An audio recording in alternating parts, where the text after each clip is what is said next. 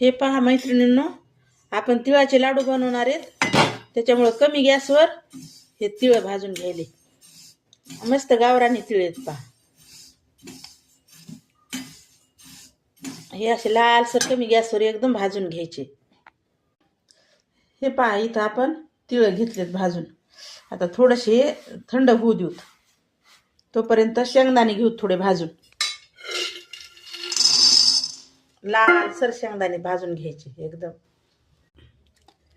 असे कमी गॅसवर भाजायचे म्हणजे एकदम लाल आणि कुसकुशीत होतात.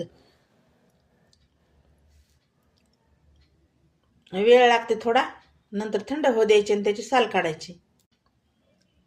हे पहा, आपण आता इथं शेंगदाणे ठेवले तर थंड व्हायला. ते थोडेसे थंड होऊ देऊ शेंगदाणे. चमचाभर तूप टाकून घेऊ आपण याच्यामध्ये.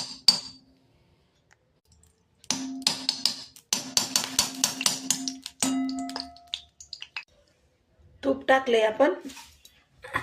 आता गूळ टाकून घेऊ त्याच्यामध्ये.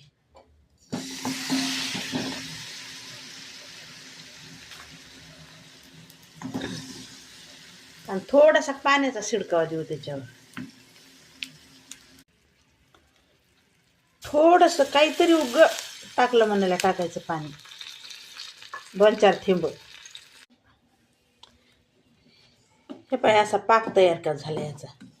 गुळाचा पाक होऊ द्यायचा तयार.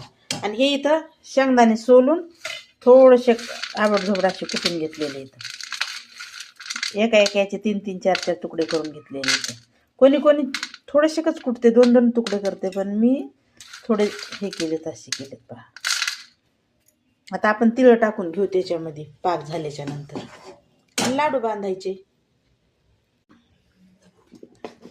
हे पाय आता पाक तयार करून घेतलाय. आता याच्यात टाकणार आहेत आपण तीळ आणि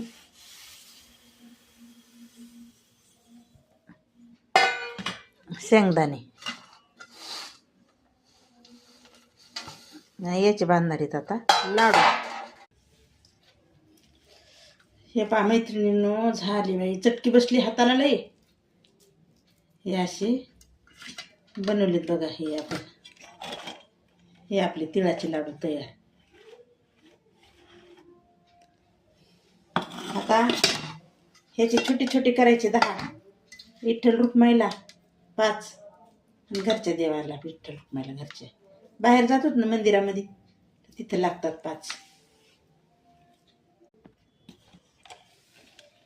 या मग तिळगुळाचे लाडू खायला. तिळगुळ घ्या, गोड गोड बोला.